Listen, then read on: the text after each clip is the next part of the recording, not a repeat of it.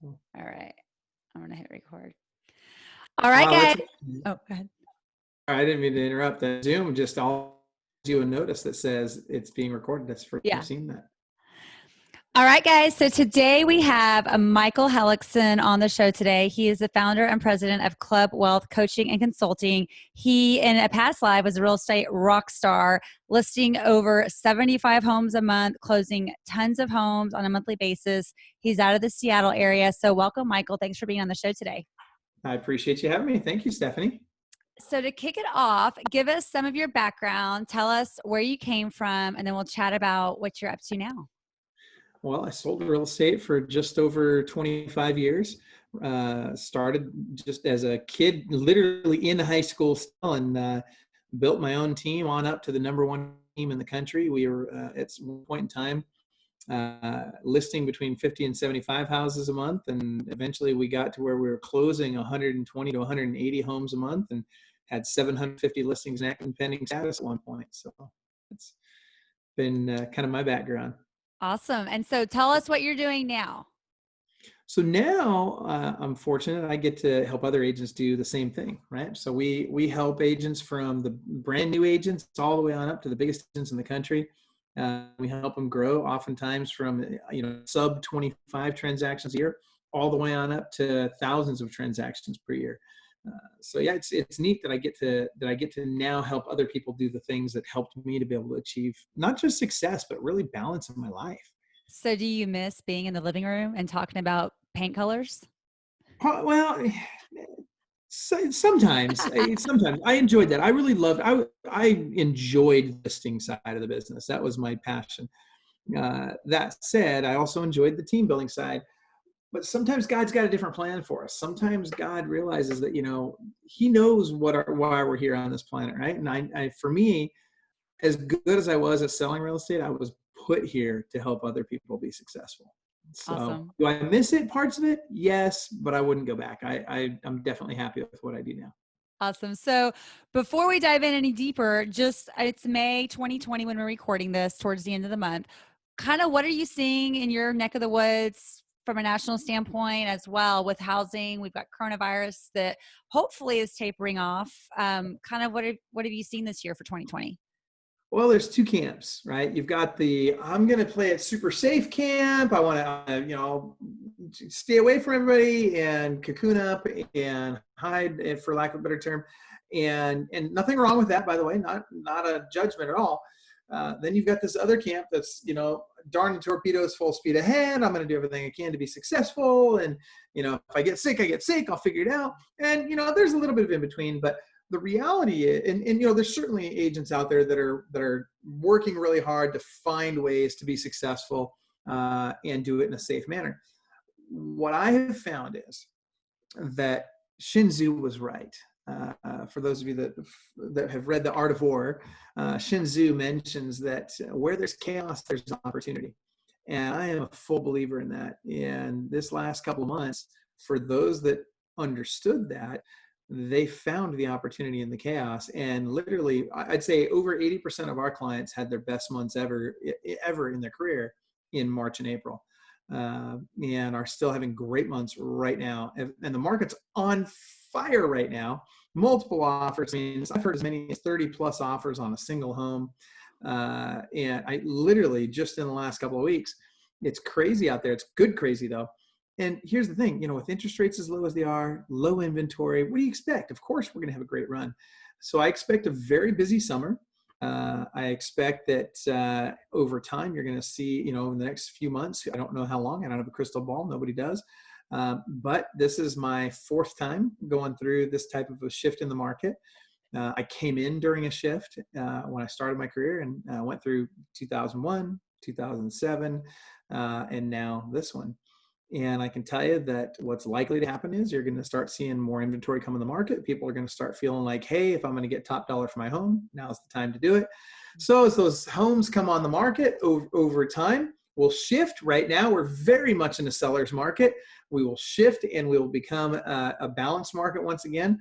But I don't believe that balanced market will last very long. I think we'll go fairly quickly from seller's market to buyer market. And at that point in time, people get really picky about who they're going to list with.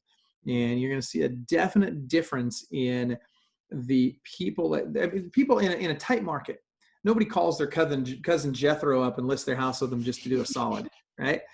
What they want is they want to make sure, gosh darn it, I got somebody that's a killer, somebody that's going to really do a great job for me. They're going to be a pit bull on the pant leg of opportunity, and they're going to get me as much money as possible in the shortest amount of time possible. That gets especially pronounced if we get back into short sales and REO. Now, I don't expect it to be like 2007 to 2011, but I have seen already, even right now, there are short sales happening. People that bought their home in the last year that for one reason or another just can't make their payments. And so they're already starting to see some short sales come back up.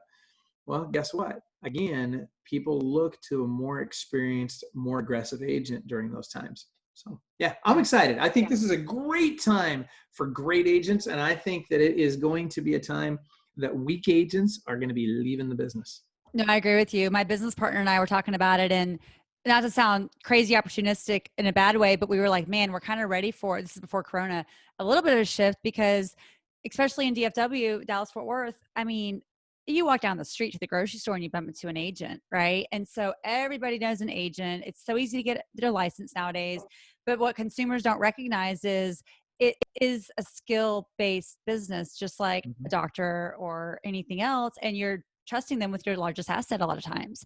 And when it's an easy market, that might be okay to just let, like you said, your cousin sell the house. But we are experiencing, at least in DFW, a bit tighter market with pricing, builder, prices. We have to be in line with that, condition issues. And we haven't seen the foreclosures go up too bad here yet, but I suspect we might be seeing some of that. Agreed. I don't think it'll be like 07, 08 timeframe, but it'll be interesting to see kind of what we get in the next 6 to 9 months as maybe some of the unemployment numbers come back out. I'll be interested to see kind of how that affects us here. So I think another positive unintended consequence of what's likely to happen is that you're going to see the professionalism level in the industry rise once again. Right now you got everybody and their cousin out there, they're in, flip-flops and shorts and, they got what's wrong with that? No, I'm teasing. Right. They got their, walking. I can't wear my yoga pants. So listing, come on. Oh my gosh. Yeah. No juicy couture stuff on the listing points. Right. I mean, seriously though, it's crazy to me how people show up to work. I hate to say this, I had a client, very high producing client, solid 7-figure earner for a long time. And when I say 7 figures, I'm talking net income, right? Very high producing agent. Had a friend from high school that called, wanted to do a listing appointment with him. So he goes over to her house. He's got what he thinks are really nice flip-flops on, right? He's got these, designer flip-flops, and he's got Tommy Bahama's shorts and the Tommy Bahama's button-down shirts. Like in his mind, he's dialed in, right? And he's in one of those warm climates where that sort of thing is by some people's estimations acceptable. Well, even though he'd known this gal for 20 years, and it's, by the way, it's a multi-million-dollar house, $20,000 commission to the listing agent on this house. $20,000 personal brand. Yep. Oh my gosh. And she's just like, yeah, I'm over it. I'm not listening with you because I don't feel like you're taking me seriously. If you don't take yourself seriously enough to dress for work, how can I think that you take me seriously? So I think that we're going to see a lot of changes there. I think that the professionalism level will rise, and it needs to. And by the way, during this period of time, you'll see a lot of the discounters, for sale by owner companies, and even some of the other third-party entities that would love to get a piece of this industry. You'll see the wonderful iBuyers. Well, and it's funny. I love iBuyers. Let me tell you why I love iBuyers. Everybody likes to give iBuyers a hard time, but we were all iBuyers before iBuyers. We ran things like guaranteed sale programs, those types of USPs. All the iBuyer companies did was figure out, hey, this is a great USP. Let me just rebrand it a little bit differently and put it out there, and I'll be an iBuyer. And all of a sudden, that became a better USP than guaranteed sale. Well, what happened when Corona hit? All of a sudden, those iBuyers, all of them shut down, right? Now they're back. You're going to see them come back into the marketplace. That said, yes, these people that think they're going to disrupt the industry are being now disrupted by the marketplace. And that's okay. Yeah, it'll be interesting. We had situations here where the iBuy, they had offers out and they pulled them, and things weren't.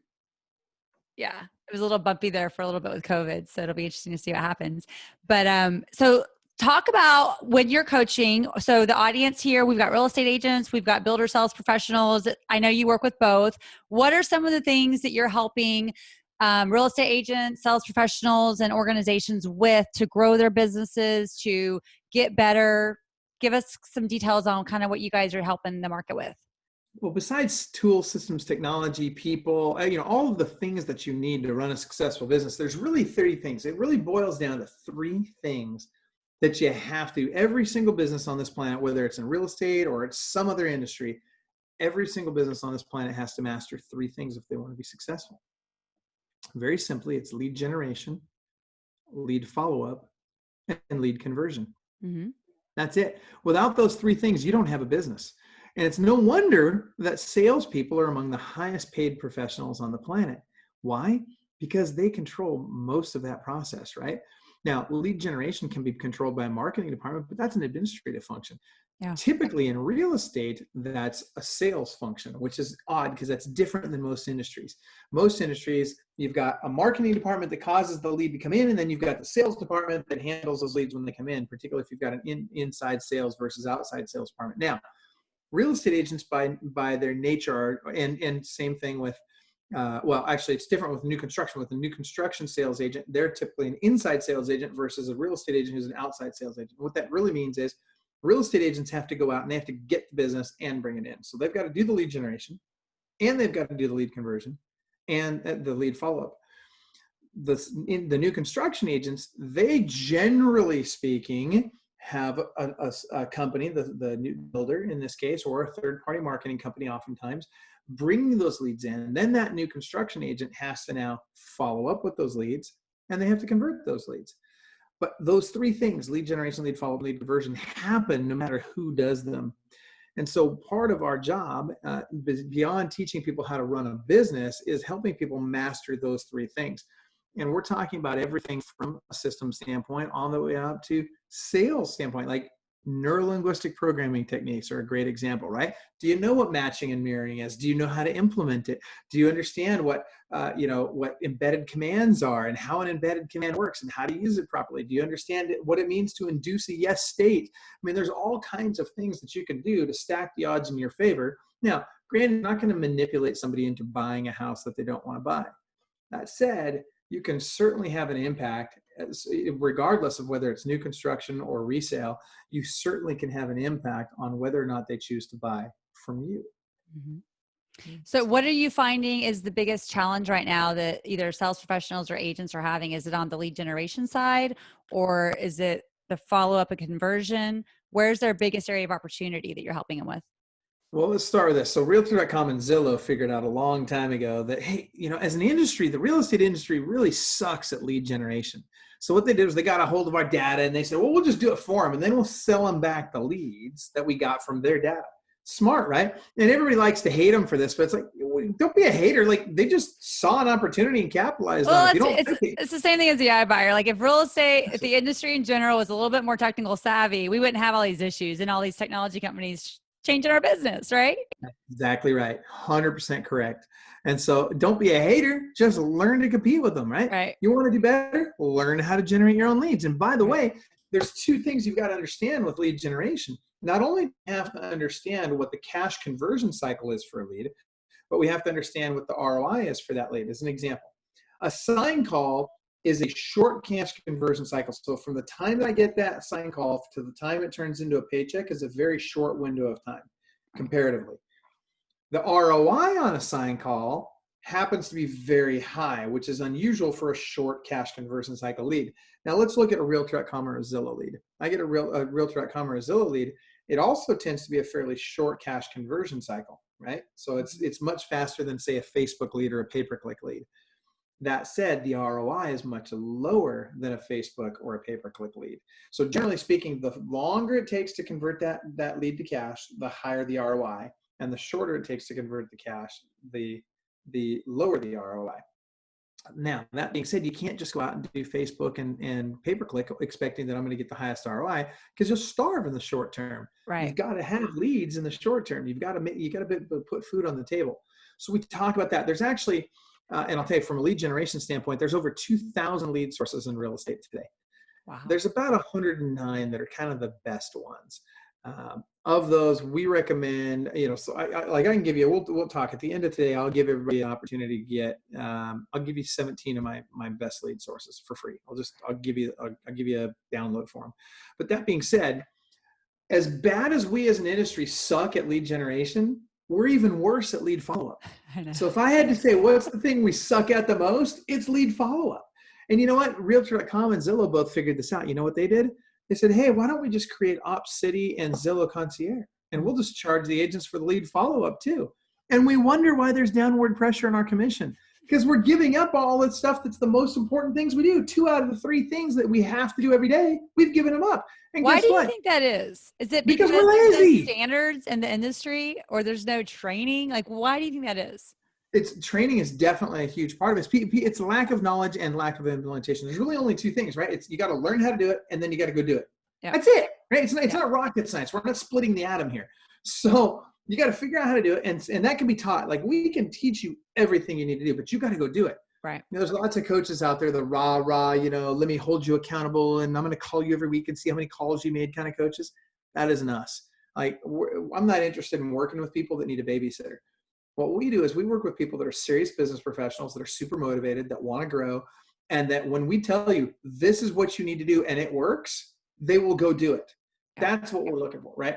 And so if you're that person, not only can we help you, but you can succeed in this business. If you're not that person, if you need motivation from outside, if you need somebody to hold you accountable to a level that you don't hold yourself accountable, if you need somebody else convincing you to make phone calls to follow up with people, I got news for you. You have bigger problems than this industry. Here's the script those people need to learn, right? You ready for this? I'm not a huge scripts guy, but I will give you a script that I think those people need that lack that motivation, that lack that personal accountability. Here's the script you guys need to learn. Would you like fries with that? I know. Just say, quit being self-employed. Go get a Right? job. Yeah. Dude, literally, that's what they got to learn, because I got news for you. That's where you're going to be working. And I'm not criticizing anybody that works at McDonald's or anything like that, but I'm just telling you, man, you're going to have to learn that script. So that said, let's talk more, right? It's true, right? Let's talk more about lead follow-up. See, the lead follow-up, they say the fortune's in the follow-up. Man, it is so true. When I was listing 50 to 75 houses a month, I was literally making 115 to 125 follow-up calls from my car in between appointments. That's a lot, right? So I would go on 6 to 8 appointments a day, and invariably somebody doesn't show up, right? If one of those appointments no shows on me, great, that's an hour I can make calls. But I'm scheduling 6 to 8 appointments a day, and every free second I have in between those appointments, I'm pounding the phones, making my follow-up calls. Now, I'll tell you, by doing that every day, I would set another 6 to 8 appointments for the next day. And I do that every single day, 5 days a week. And before you knew it, I was listing 50 to 75 houses a month. Why? Because I didn't care about all that other garbage that everybody else is wasting their time on. When you have an assistant, well, let's back up. If you don't have an assistant, you are, whoa. The dog's like, whoa, the getting an assistant's important. I think your dog just gave me an amen on that one. So, but it's true. Leave it to the terrier. So, was that the terrier? Yeah. Yeah, there you go. See, they know. They're smart. So one thing a terrier is it's tenacious, right? Terriers won't let up. Those things, they'll whine, they'll complain, they'll be at your ankles until you give them that treat they want, right? Yes. You need to be like a freaking terrier. You want to succeed in real estate, treat your follow-up like a terrier treats it when you've got food at the table and you're sitting there and they want some of it, right? That's what you got to be. You got to go get that food on your table. Okay, so I'm gonna ask you a question that I know a lot of people are thinking right now. They're thinking, okay, cool. You have 6 to 8 appointments a day. You're following up with all these people. Like, who are these people you're following up with? Are they people in your sphere? Are they people that you bought a list from? Like, that's what they're thinking, because they're going, wait a second. How do you even have that many people to call every single day? I love it, Stephanie. You're asking the right questions. Okay, so first of all, remember, what's step number 1? It's lead generation. So what I have to do is every quarter, here's your goal. Everybody should be writing this down. Here's your goal. Every quarter, I want to add 1 new lead source. Now, I'm not looking for lead sources that will give me 300 leads a month. I mean, is it great if we find some of those? Sure, but that's important. What I want I want to get, instead of having one lead source that gives me 30 deals a month, I want to find 30 lead sources that give me 1 or 2 transactions a month. So I'm going to add one of these new lead sources every single quarter. So it takes me about 3 months to find the lead source, to figure out how to use it, to implement it, to automate it, to delegate off everything I can delegate off, to eliminate all the unnecessary stuff, and then go repeat the process. And that's what you do. And so ideally, if I want to make in real estate sales, if I want to make 6 figures, I'm talking net income, if I want to net 6 figures, I'm going to need about 10 to 15 great lead sources. If I want to net 7 figures, and by the way, when I was doing this, I was only working 12 days a month, right? So we'll get to that in a second, but I want you to think about this. You don't have to work 24/7 to do this, but you got to work smart. Right. And so, and you got to be efficient with your time, right? And we'll talk about habits too. So what I need to do is I need to get, if I want to make a solid 7-figure net income working just 12 days a month, I'm going to need about 25 to 30 lead sources. At 25 to 30 lead sources that I've automated, delegated, and eliminated all the unnecessary stuff, all of a sudden now I've got so many leads coming in, I don't have to make FSBO calls, expired calls, cold calls. I don't have to do any of that stuff. All I have to do is make follow-up calls to people that have reached out to me. That's it. Can you give us an example of one of those lead sources? Sure. I mean, there's tons of them. I'm trying to think of one that's really easy to implement right now. Let's go with leadslikecandy.com. So leadslikecandy.com is a motivated seller lead source. It's, they've gone to a website, they've found information on this website that basically entice them to reach out to someone who can offer them multiple options for their property. These people are not necessarily looking for a real estate agent, oftentimes somebody just to make an offer on their home. So you need to be armed with, and this particular source, and they're all different, right? So you asked me just for one. Yep. So there's just an example. Sure. You don't. This is just one example. But this particular lead source, my best month ever, I listed 30 homes out of this one lead source alone. Now that's unusual. A great lead source is 5 homes a month. That's fantastic, right? Right. How many of those do you need to make a killer living in real estate? Right. But this particular one, very consistent for me. And what they're looking for is they want options. So my approach to them was, hey, look, I can buy your house, but like any other investor, I'm going to need to buy it at a discount. That will give you cash right away. Right. Or if you can wait 90 days, I can get you top dollar for it and you can get this much cash. Which would you prefer? Give them the choice. And by the way, 99% of the time, what do they choose? The second option. Give me the second option. Yeah. The one that gives you the most money. Right. Yeah. Most people don't want their money fast as much as they want the most money they can get. Right. Now, that being said, what do you do when you happen to find one that does want the money fast and maybe you're not in a position to buy it? Great. Call me. I'll buy it. Right? If it's a screaming deal, finding a buyer is easy. Yeah. That is not hard. There are tons of people like me out there that will buy a screaming deal. If you can get them for 65 cents on the dollar, you will have no shortage of people that want to buy that. Right. Today, they'll write a check today for it. So that being said, this all comes back to lead follow-up. And there's 2 components to lead follow-up that you have to have in place. If you don't have these 2 components in place, you've lost. Component number 1 is speed to lead. Write that down, speed to lead. Mm-hmm. So most people think, oh, if I get to my leads within 5 minutes, I'm good. No, you're not. That was 4 years ago. Today, if you don't get to that lead in 30 seconds, you're late. Yeah. Because between 30 seconds and the 5-minute mark, they've gotten calls from 4 to 5 other agents. In fact, the number 1 buyer of Realtor.com leads in the country, he'll buy over $12 million in Realtor.com leads. His speed to lead, and I say his, it's really his ISAs, but his team's speed to lead, 6 seconds. Wow. 6 seconds. So lead comes in, they don't even look it up. They just literally, their technology literally calls that. The second it comes in, it connects an agent with them live right now. That's what you got to do. You got to be super fast. Now, outside of that, you've got to be the terrier, right? You've got to be tenacious. So it's speed, lead, and tenacity are the 2 components.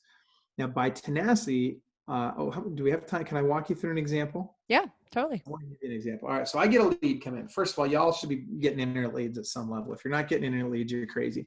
Because 92% of all buyers start their search online.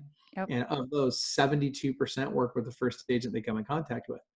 What cracks me up is people that say, oh, but Michael, I work with referrals only. And I say, wow, well, that's fantastic. You've had a great run these last few years when it's been the best market that I've ever experienced in my entire lifetime. And I got news for you. You're about to go out of business. And they get all offended. What? What are you talking about? Well, guess what doesn't happen in a recession? Nobody calls their buddy up and says, hey, I'm about to lose my house to foreclosure. Do you have a great real estate agent you can refer me to? Like, said no one ever, right?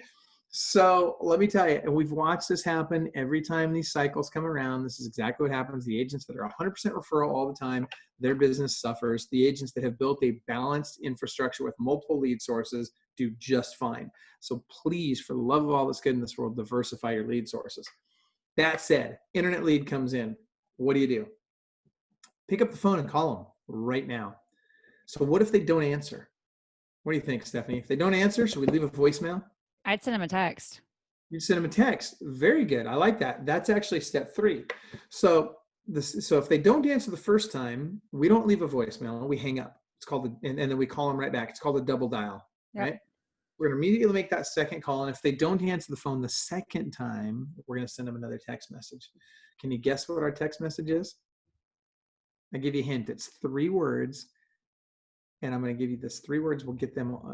You will connect with them 83% of the time if you use these 3 words. Okay. No, she's getting her pen now. I love this. I can see her write it down now. Call me now. No, you're very close. You're so. Wait till you hear text number 2. So first of all, put yourself in their shoes, right? Let's say a good chunk of these people have kids. Okay, so somebody called their number from a number that they don't recognize. They didn't answer. The person didn't leave a message. Is it coming up as a spam risk? Because now they have that on the phones. Maybe. Depends on what number you're calling from. Okay. So that really just depends on what number you're using to call from. That being said, the same person calls back from a number they don't recognize. They don't answer. And the person doesn't leave a voicemail. Now you get a text message from that person. And all it says is this Stephanie? So whatever number or whatever name they registered on the website with, is this Susie, Stephanie, Joe, whatever. Okay.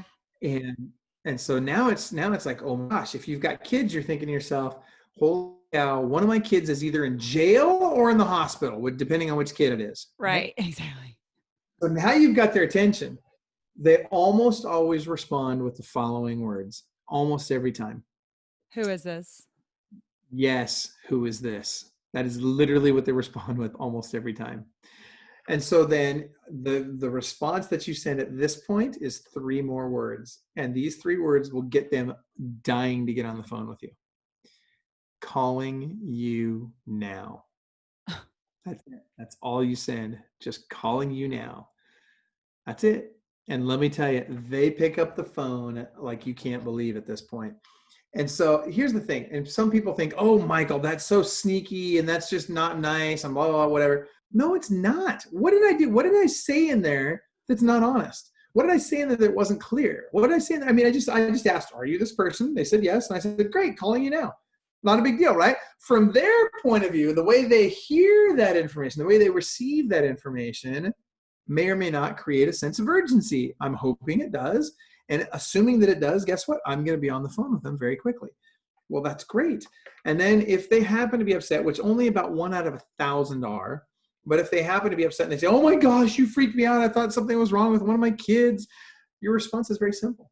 Oh, Stephanie, I am so sorry. You had inquired about 123 Main Street, and I wanted to make sure I wasn't dropping the ball on my end. Did you have questions about the house? Would you like to know the price, or would you like to set up a time to see it? Mm-hmm. Game over. And guess what? Now you've disarmed them. They feel better. You just wanted to make sure you weren't dropping the ball on your end. Right. Which, by the way, is the number 1 follow-up script on the planet. So write this down. If there's one script that I do believe you need to use, it's this one. When you're making your follow-up calls, simply say, I just want to make sure I'm not dropping the ball on my end. I just want to make sure I'm not dropping the ball on my end. All of a sudden, you've positioned yourself from sleazy salesperson that's always calling up, are you ready to sell yet? Are you ready to buy yet? Right? From that self-serving salesperson that they all think we are, to an actual servant who cares, who just wants to help them out. And wouldn't you rather be positioned that way? Absolutely. Yeah. So lead generation and lead follow-up. Now, tenacity. Let's talk about the tenacity. So we talked about speed lead. We talked about what to do when you get the lead. Now let's talk about tenacity of follow-up. So there's 6 ways we follow up, 6 methods we use. Here they are. Super simple. Phone, email, text message, video email, video text message, and my personal favorite, Facebook stalking. Now, people give me a hard time when I say this, but look, stalking used to be like a 3 to 5 year sentence. Now it's a 6-figure income, right? So you got to stalk these guys on Facebook. I know, does that sound terrible? It makes me such a bad guy. But the reality is, you got to find them on Facebook, because guess what people are? They're on Facebook, right? So go where they are. And by the way, we don't know which one they're going to respond to. And it doesn't matter. Whatever they respond to, that's how we'll communicate with them going forward. You got to find out what they're going to respond to. All right, so now how often do I follow up? This is the key. So write this down. This is the Club Wealth rule of 3. Club Wealth, you can see behind me there. Club Wealth, that's the coaching company that I work with. That's, I guess technically I own it, but I'm one of the 76 plus coaches here. And our rule of 3 is very simple. I'm going to reach out to them in one of those 6 methods 3 times a day for the first 3 days, 3 times a week for the next 3 weeks, and 3 times a month for the next 3 months. I'll give it to you again. 3 times a day for the 3 days, 3 times a week for the next 3 weeks, and 3 times a month for the next 3 months.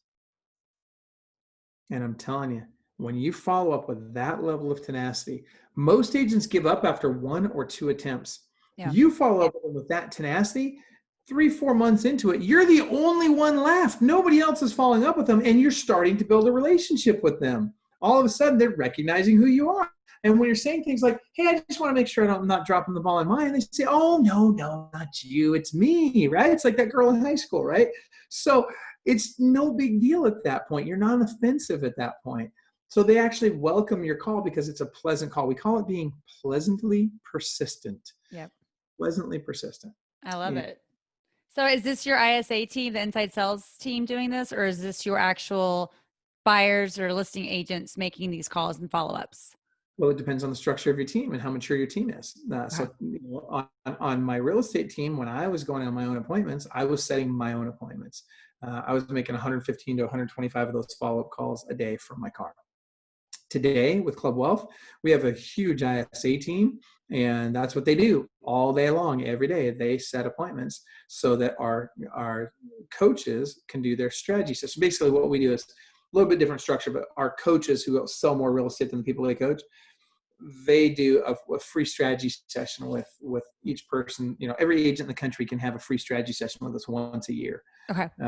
And so to make those calls happen, we have our ISAs setting those appointments so that our coaches, because our coaches don't have the time to set those appointments, right? Right. So, and eventually when you grow your real estate business, ideally you'll have ISAs as well, setting your appointments for you. But it takes time, right? So in the beginning, when I'm new in real estate, I'm chasing business like crazy. Eventually over time, I want to transition from chasing business to attracting business. Right. It takes time. And it takes effort, and it means I got to be in the grind for a period of time. And then at some point in time, I have more time more money than time, right? When I'm new, I have more time than money. Right. But once I get to that point where I start having more money than time, I can start just writing a check and getting my leads to come in. And so we have a whole different list of lead sources that we recommend at that point. So understanding where you're at with that is critical to dialing in the right habits every day. And that is, by the way, another point that we need to cover is your habits. I love it. I love habits and routines. Yes. Oh my gosh. Show me your schedule for last week and I'll tell you how much money you're going to make this year. No joke. I mean, it's very forward. I can guess within a few $1,000s about what, if I know your average sales price, I can guess within a few $1,000s what you're going to make this year if I know what you did last week. because what you did last week is likely to be what you do this week, and that's likely to be what you do next week. Our habits define us, and they dictate our success. So if you want to be more successful, clean up your habits. So what's the number one area that you feel like most agents or sales professionals need help with from a habit standpoint? Is it morning routine? Is it sitting down and doing follow-up at a certain time? What do you normally happen to help them adjust? So we have something called the perfect daily schedule. Okay. In fact, I'll tell you what, you guys can all get a free copy of it. There's a video. I've got about I can't remember if it's 20 minutes or an hour, but there's a video on our website. If you go to clubwealth.com/PDS, clubwealth.com/PDS, and then you can get the download on what we believe is the perfect daily schedule. And it's free. You don't have to pay anything for it. But you've got to dial in what's perfect for you. There is no perfect daily schedule for everybody, right? It's what is your perfect daily schedule, and don't try and make it too robust. Don't start off saying, oh, I'm going to do this, like scheduling out your whole 8 or 10 or however many hours a day you're going to work. Don't just go schedule that all out and hold yourself accountable to making sure all of it happens every day. Start with get up on time. Mm-hmm. Pick a time. What time do you need to get up? And then work it backwards. If I'm going to get up at 6 or 5 or 4 or whatever time it is, what time do I have to go to bed to make that happen? So start there. Then if you're struggling with that, put your alarm clock on the other end of the room so that you got to get out of bed to go shut your alarm off. Then figure out what your first step of your morning routine is, right? What am I going to do am I going to work out? If not, okay, look at me. Do I work out? Come on, right? No. So, I'm not that guy. Don't get me wrong. There's guys that, whatever. I've got spaghetti arms. That said, you got to figure out what your first step in your morning routine is, and then make sure you do that. One of the things that really helps is schedule an appointment early in the morning before you're able to pick up the phone and start calling people that you don't have an appointment with. That will force you out of bed earlier. If you don't have a team, like with our coaching, we actually have a daily huddle. I really recommend the daily huddle. If you're on a team, make sure your team is doing a daily huddle at 7:30 every morning. 7:30. Okay. It's mission critical. I can tell you right now, not in every case. There's certainly exceptions, so don't go getting all crazy on me, folks. I know that there's going to be somebody out there, as soon as I say this, they're going to flip out. Most people are thinking I got into real estate to pick my own schedule. 7:30, what? Right, exactly. But here's the reality. The reality is there is a direct correlation between what time people get up and start their day and their income at the end of the year. There's a direct correlation. No, I totally agree. Yeah. So get up earlier, you guys. You want to make more money, get up earlier. And not only that, you want to make more money, get focused on the things that lead directly to a listing or a sale. If it doesn't lead directly to a listing or sale, pay somebody else to do it. Don't do it yourself. You need to be focused on those 3 key elements we talked about: lead generation, lead follow-up, and lead conversion. If 90% of your day is those 3 things, I don't care if you work 4 hours a day, 8 hours a day, 10 hours a day, it doesn't matter how many hours you work. Right. If 90% of it is those 3 things, you'll be very successful. What about agents, like you said, once you get into a routine, you've got a couple of years under your belt, you've got a database. Are you helping them also figure out how to stay in? Because you probably know the stats better than me, but I think they say like 87% of people would work with their agent again, but only 11% do, or something like that, because that agent don't remember their name. Exactly. So are you helping them? Okay, now that we've transitioned, you've been in real estate a few years. What in Dallas, Fort Worth, I think the average person buys and sells within about a 5 to 7 year timeline. So they're looking for a home in, another few years. How are you recommending the agent stay in touch with them? Because let's be real, once you buy a house, it's like buying a car. You don't want to talk about interest rates for at least a little bit because you want to settle in. So how do you recommend agents stay in front of their database in an effective manner to where when they are ready to list again or buy again, they're reaching out to them first? Well, let's start with this. You're right.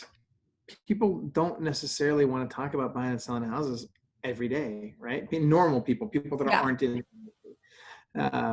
Not that people in the industry aren't also normal people, you know what I'm saying?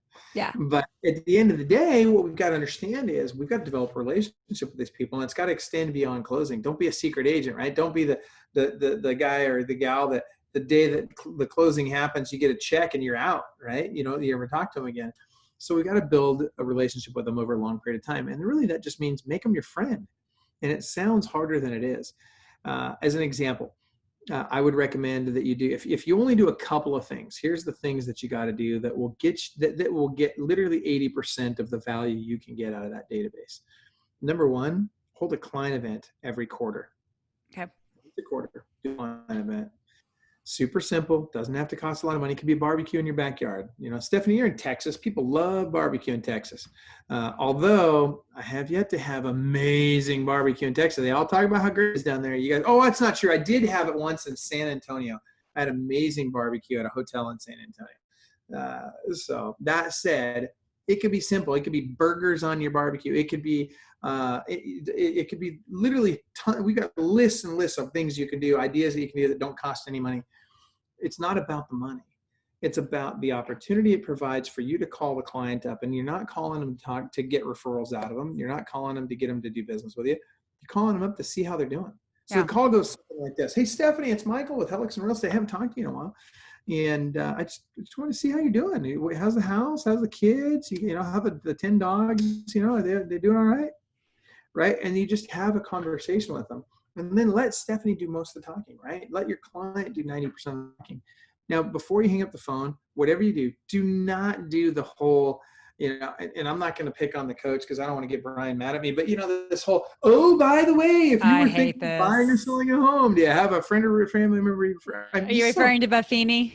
Oh my gosh. And listen, I wouldn't admit that publicly, but yes. So here's the deal. I like Brian. All right. Brian's a good guy. He's got a great program. I coached with him 30 years ago for a year, got everything. It's 5 things, right? Calls, notes, Popeyes, client events. But I think that's a good point. Like, I was going to ask you about this too. And I'm sorry to interrupt you. I think there's been a shift though. Like, people don't want to be sold anymore. They want to be led and guided. They don't want to feel like you're only calling to get a referral. And they're going to, let's be real. Like, they know when you say that at the end, they felt great about the call. And now they're going, that's why she called. She didn't care about the kids. She didn't care about the dogs. Let's be real. That's right. That's exactly right. And you just came across as very underhanded and backhanded, right? And that's not what they want. What they want, listen, if they have to choose between being your client and your friend, they will choose friend 9 times out of 10 over being your client. You obviously want them to be both. You especially want them to be your client, I'm assuming. And so if you want to make that happen, you've got to first understand the value of the relationship. You've got to understand the lifetime value of a client, right? Yeah. What is the lifetime value of a client? So in other words, what can you stand to earn in commission dollars, not just with that client, but all the people they're going to refer? I'll tell you, we did the math on this, and in most markets around the country, the lifetime value of a client is easily in excess of $1 million.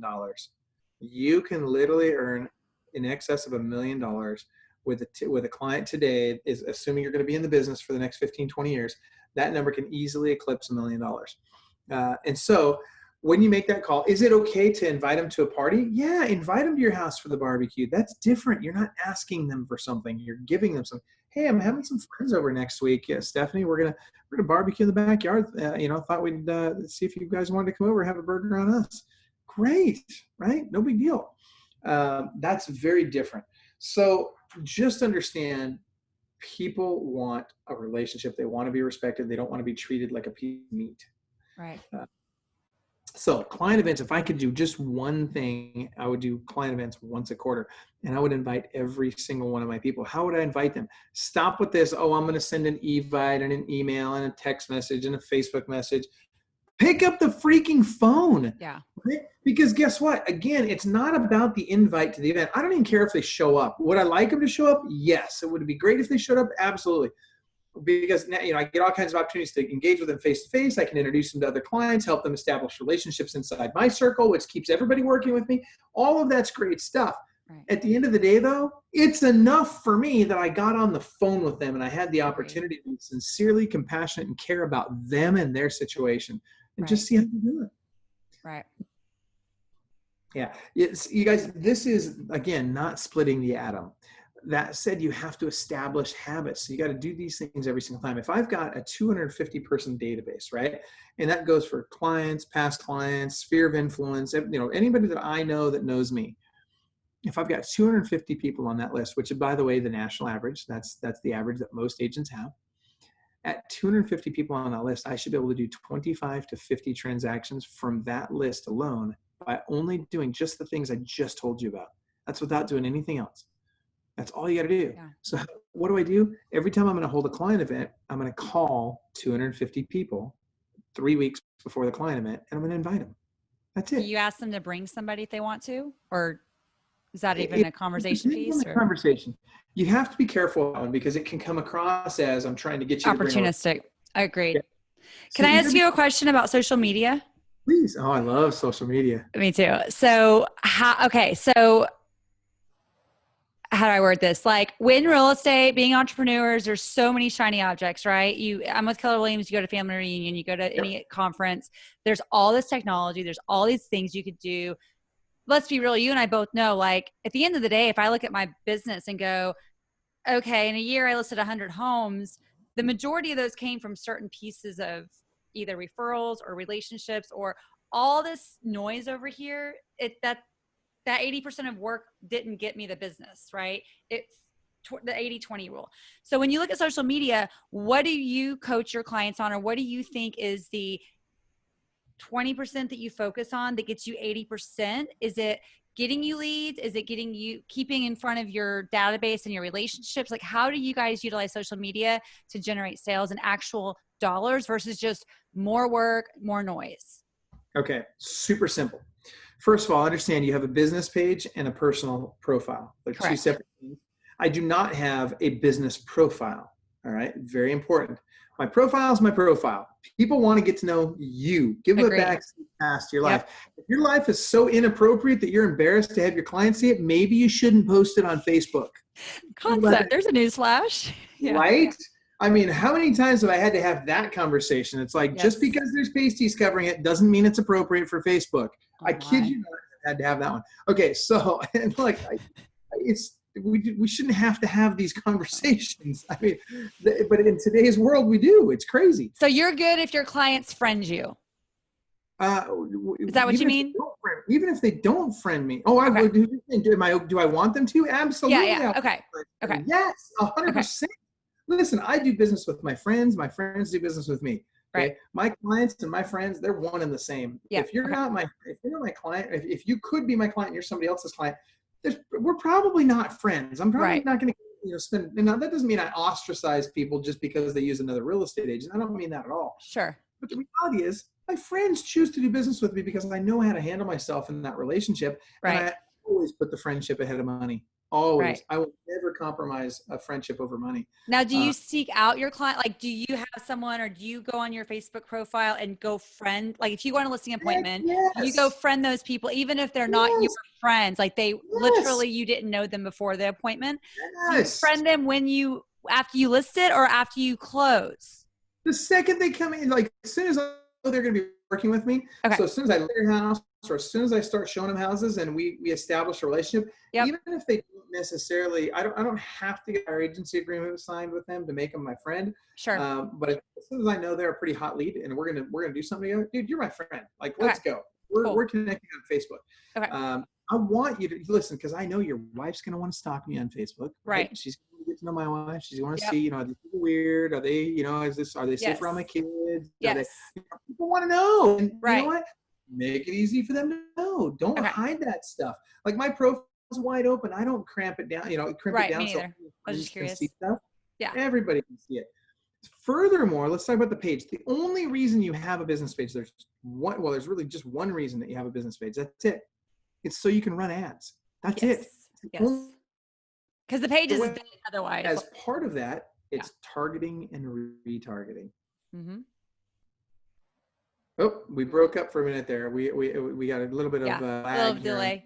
So you said targeting and retargeting. And are you doing? Can you hear me? Go ahead.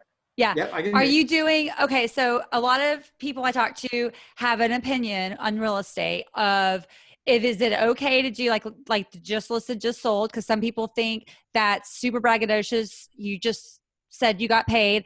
I happen to come from the camp that if you're telling the client's story, I believe that it shows validity in the marketplace, and it shows those clients that might be looking to buy or sell. You're in that area, you're doing business. I love doing the just sold in 4 days. Like, to me, that's just showing what you're doing and you're rocking it out, because people want to go with an agent that's rocking it out. That's just my opinion, though. What do you think? I believe you are absolutely correct. In fact, the data backs it up. I can't share the data with you now. I don't have it memorized, but I can tell you the data backs up exactly what you just said. And that is, people need to see evidence of success. It used to be back in the day, we used to send out, just listed, just sold postcards, that sort of thing. Now, most of this is done electronically. And to your point, you absolutely want to tell their story. I remember back in the day, back in 30 years ago, back before Stephanie was born, and back when you guys were all little kids. Thank you for that. I was doing just listed postcards, and it would say literally, "You'll never guess what your neighbors, the Johnsons, did last night." Right? So it's all like seductive and like sketchy, and they're like, "What did they do?" Right? Like, I got to figure this out. They listed their home with Michael Hellickson, right? Or whatever. So you have to have a headline that grabs their attention. But what we do better today than we did back then is we really tell the client's story, right? So when you can tell the client's story and you make it all about them, it's not about you and your business. Don't worry, your logo's on there. People got your phone number. It'll be fine. You make it all about them. Right. You make it how they got to do something that was important to them. Tell the story in great detail. People will love you for it, and if they will share. If you can put me in tears with that story, game over. Yeah. Right, like game over. So yeah, that's exactly what you want to do. And I think you still add value, right? Like, I just recorded a personal branding episode, and we're going to do some episodes here. I've already recorded with some experts on different platforms where I believe you still need to build value. Like, I've got a whole listing series on YouTube that's Ask Stephanie, right? Like, what do I do with my pets during showings? How do showings work? What does active option mean? How does the lockbox work? Do I have to have a lockbox? Blah, blah, blah, blah, blah. I believe to position yourself as an authority and an expert, you've got to put some valuable content out there, put yourself out there versus just listed, just sold. But I definitely think that just listed, just sold is, whether you're a builder sales rep, whether you're a real estate agent, it's just proof. It's social proof of what you're doing out there, right? Like, when I was in new construction sales, I had a neighborhood, and I would tour, show the home, demonstrate the model. And I would tell every single person as we would walk to the models, because I had 4 models. As we're walking, I would point out the full brick home, the full gutters, the full sprinklers, and they would give us credit for that mentally. Well, guess what? It was a city requirement that we had to have full gutters, full brick homes, and full sprinklers.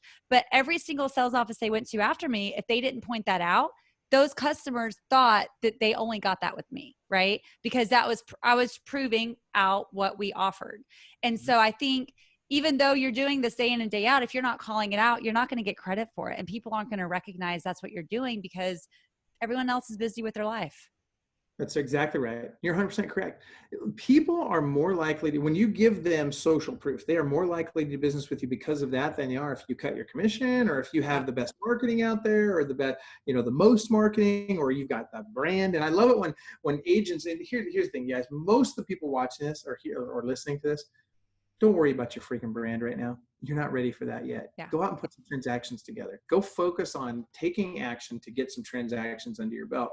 And then every time you do a transaction, make sure you sell that social proof as hard as you can, as often as you can. I want to make sure that everybody knows that, hey, I'm safe to do business with, because guess what? Other people are doing business with me too. Right. People want to work with successful people. Yes. And that doesn't mean you need to drive a fancy car. I'll give you an example. I was the #1 agent in the country, and I was driving a 1998 Toyota 4Runner with 250,000 miles on it. So you don't have to drive a fancy car.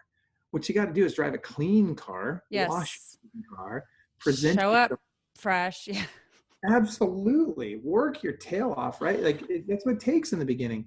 Right. But man, this business offers so much opportunity. If you just show up and you focus on lead generation, lead follow-up, lead conversion, dial in your daily habits, and do some of the things that we're talking about here, you can't lose. You can't.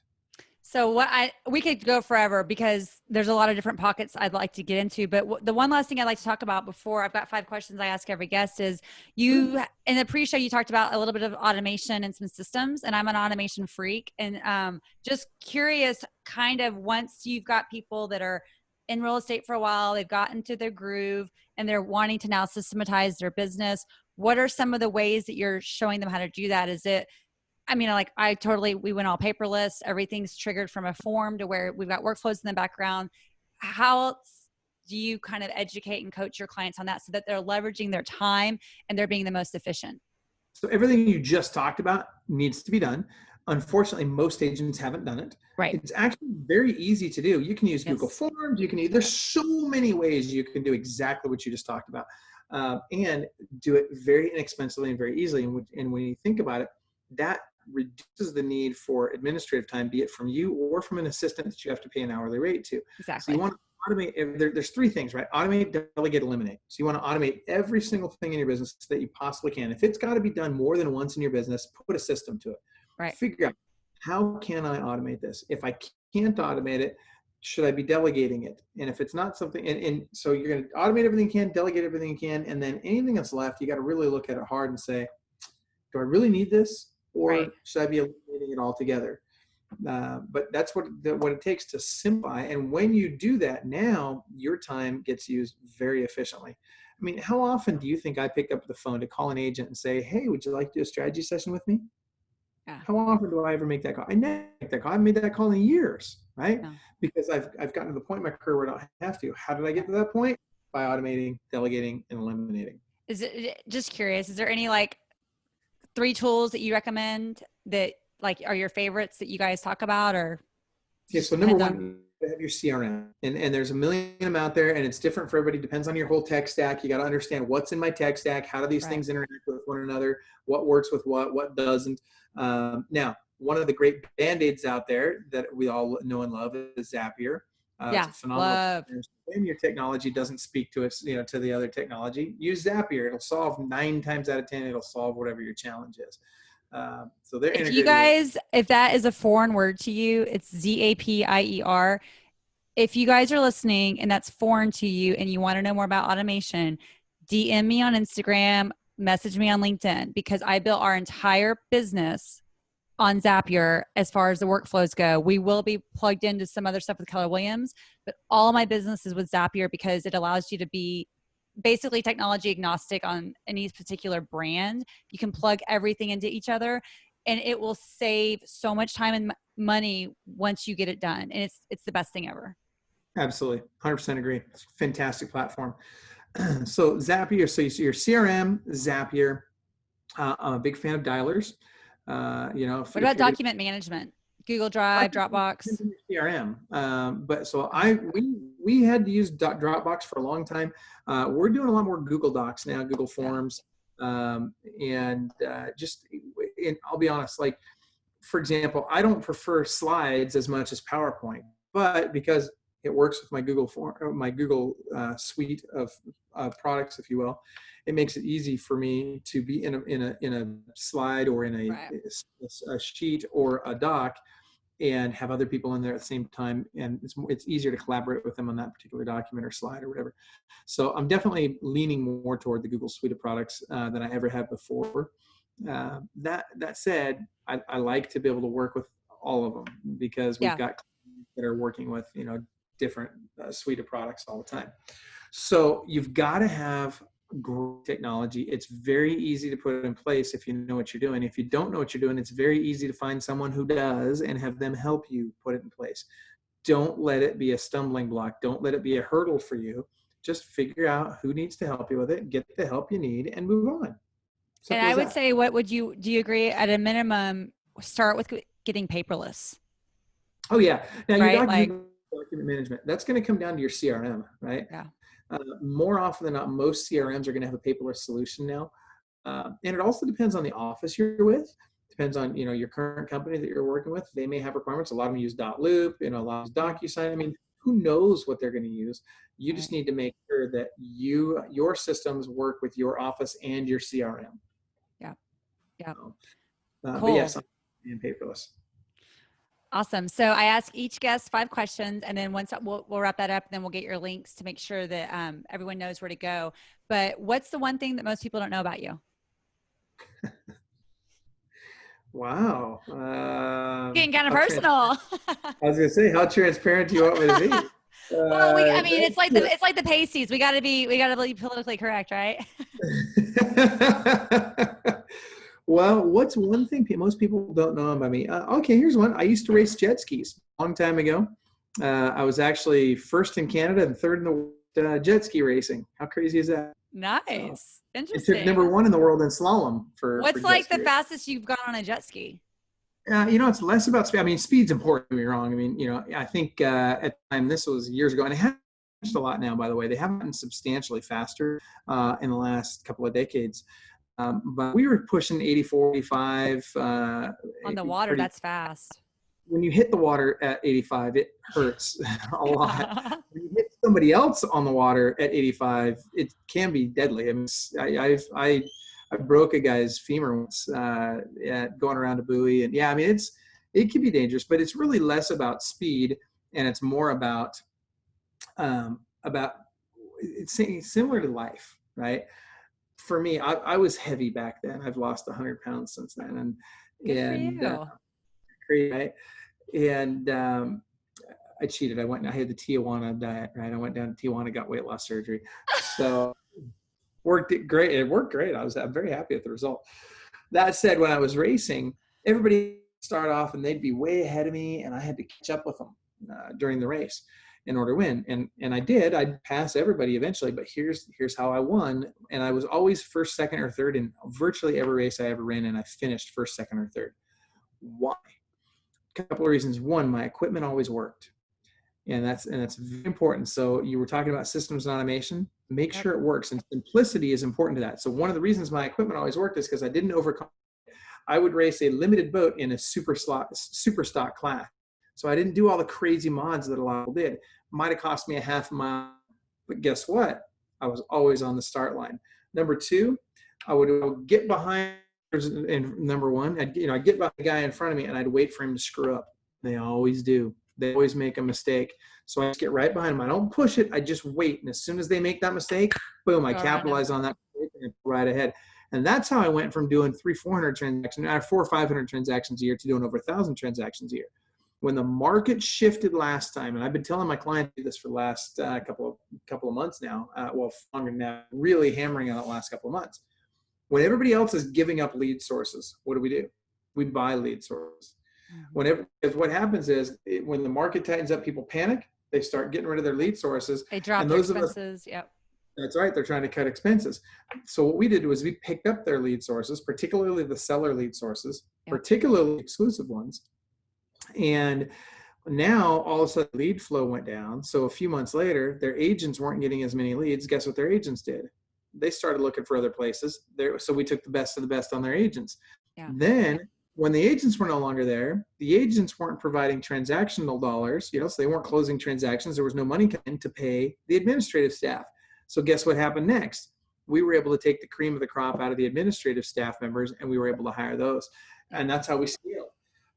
So number one's always going to screw up eventually. Just get behind them and wait for it to happen. So there you go. There's my what you don't know about me.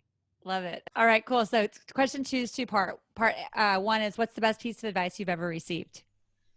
Oh man, so many. Do I have to limit it to just one? No, you can do 2. Well, there's a follow-up to that, so you might be able to share more. Okay. Well, all right. This isn't a piece of advice I got. This is a piece of advice I gave myself. But in business, the best thing I ever did in business, when I first got into real estate, I was 18 years old. And I said to myself, I'm going to make 6 figures a year selling real estate. This is 30 years ago when 6 figures was something. And so I was all excited about it. I'm like, I'm going to do this. I'm going to make 6 figures. And in order to do that, I'm only going to take advice from people that make at least 6 figures a year selling real estate. That's genius. That's so smart. Yeah. Love it. Okay. What's the best piece of advice you want to give the audience? If you want to climb to the top of Mount Everest, you need a guide who's been to the top of Mount Everest before. Yeah. Hire a coach who sells more real estate than you want to sell. If you want to sell 100 homes a year, you better have a coach that's doing at least 100 homes a year right now. If you want to sell 500 homes a year, you better get a coach that's doing that. Stop thinking that somebody that's never done what you want to do is ever going to be able to tell you how to do what you need to do. Amen.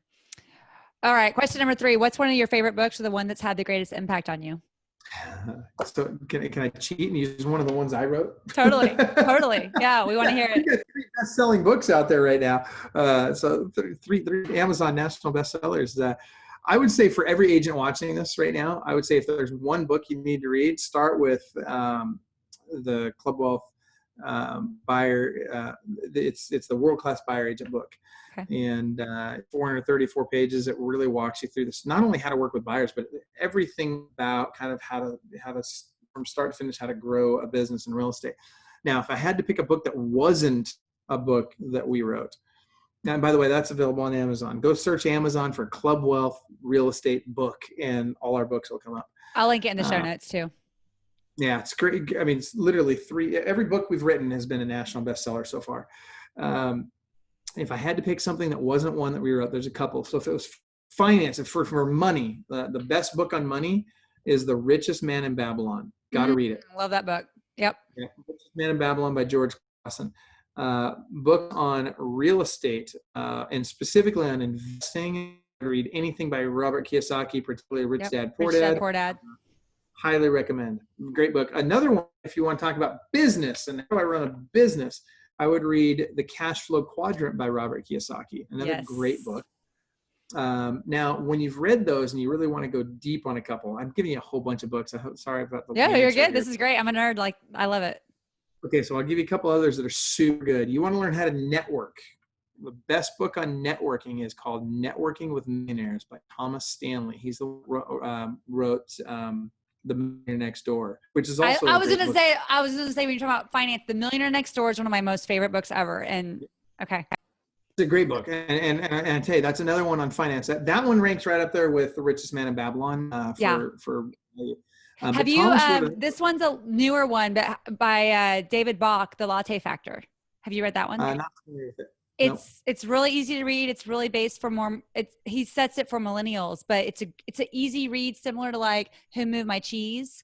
It's it reads like that in the sense of like kind of a story, but it's great. Yeah. I haven't heard of it. It sounds like a great book. There's another author that you guys follow that is old school, and if you really learn his stuff and you apply it with today's technology, can be super powerful. It's a guy named Harvey McKay who wrote Swim with the Sharks Without Being Eaten Alive. Another one of his titles is Dig Your Well Before You're Thirsty. He wrote a great book on negotiating called Beware the Naked Man Who Offers His Shirt. I mean, this guy is dialed in. Great stuff. Yeah, I'd recommend all of those. And look, everybody knows new books, but here's what's really interesting to me. There's really no new stuff. Right. It's all based on stuff. These guys that I'm telling you about, these books that I'm telling you about, those are the guys that really wrote the book. Right. Napoleon Hill, Think and Grow Rich. Yes. I mean, if you haven't read Think and Grow Rich, you better. If you haven't read 7 Habits of Highly Effective People, you better. Right. I mean, there's a handful of books out there that you have to read long before you read any of the new stuff. Yeah. Do you reread, or do you just have them and file back, or? Both.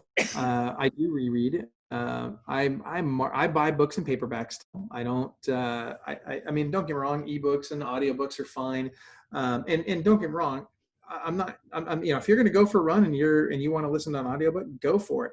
In the car, I'm not listening to books in the car. I'm making phone calls. I'm making money driving down the road. But with the books, with the paperback book, I can go in, I can mark it up, I can dog ear the pages, I can make it very easy to reference the information that I need to reference so very quickly. I mean, who hasn't read The Millionaire Real Estate Agent? If you haven't read that, you're freaking crazy, right? Right. So I normally have a copy sitting on my desk. It's on my bookshelf over there. I'd go grab it, but I don't want to run away from the show here. But the other day, somebody's asked me about profit sharing programs. I said, well, let's go grab the MRE book. And I was never a Keller Williams guy, right? I've always been, not always, but most of my career as an independent broker. But Gary's a smart guy. And that book, so much of that book is still valuable to this day. Right. How great is it to be able to run over to the shelf and grab, a little section on profit share models and be able to share that with somebody who needs it right now. Right. Lots of great books out there. I will tell you this. Be a reader. Yes. Be a learner. Be a lifelong learner, but implement what you learn. Right. Don't just Don't consume. Yeah. You got to implement. What's your current morning routine? So I'm huge on social media. So we've got a Facebook group with about 34,000 people in it. The very, very first thing I do, I wake up, usually between 3:30 and 4 o'clock in the morning. Oh, dear And Lord. All without right. an alarm, don't need an alarm for that. My body's just used to it. What time do you go to bed? Usually about 9, 10 o'clock. Okay. So, I'll usually, once I lay in bed, I watch TV for about an hour, much to my wife's dismay. And I love her to death. She's super patient with me.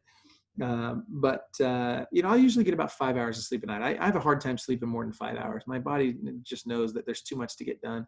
And so I'm not suggesting that for other people. I'm just saying that just happens to be my lifestyle. So first thing I do when I get up, this people are going to probably criticize me for this, but the reality is very first thing I do is I lean over, I grab a phone, which sits right next to my bed on silent. So if you call me at 3 o'clock in the morning, you're not waking me up. I grab my phone and I jump on Facebook and I spend about an hour on Facebook, and I make more money in that hour than most people will make all day. Wow.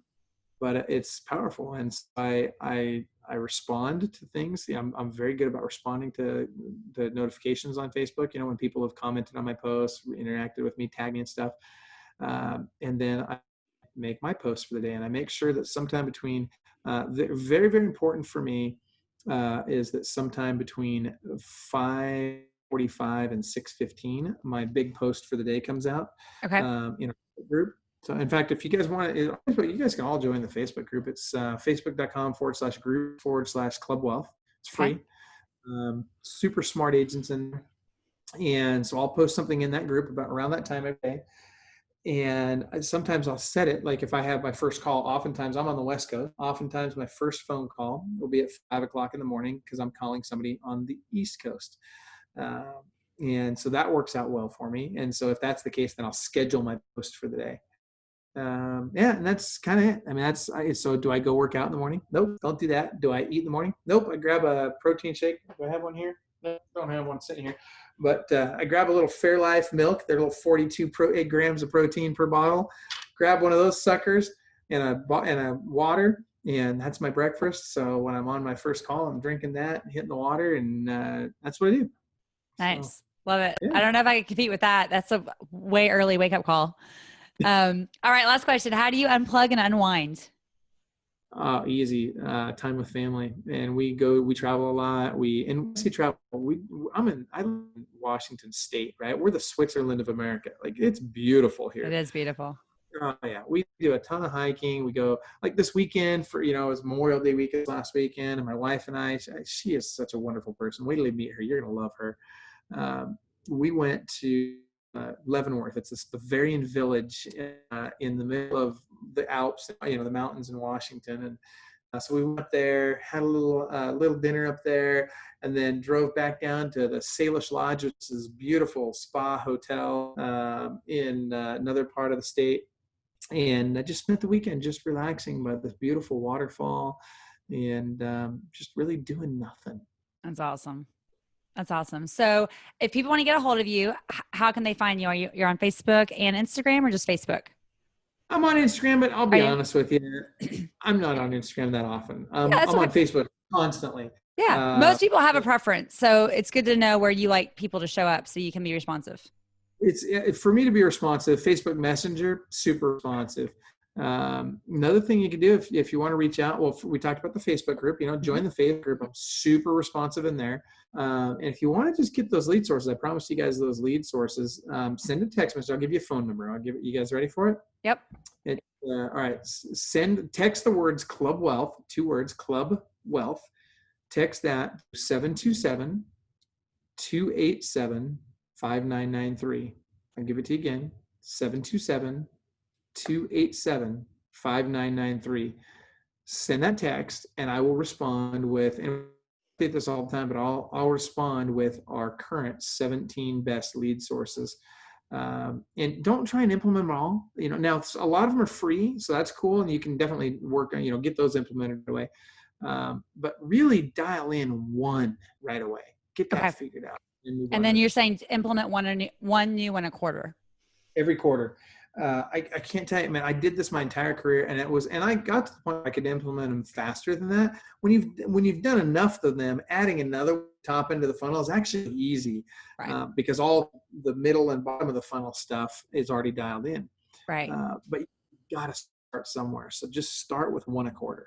Cool. Love it. Awesome. Well, thank you for your time today. There were so many, I'm gonna have to go back to this episode and just pick out some of the nuggets because there was so much that we could talk about, but as far as showcasing it, but is there anything else you want to add before we close up the show today?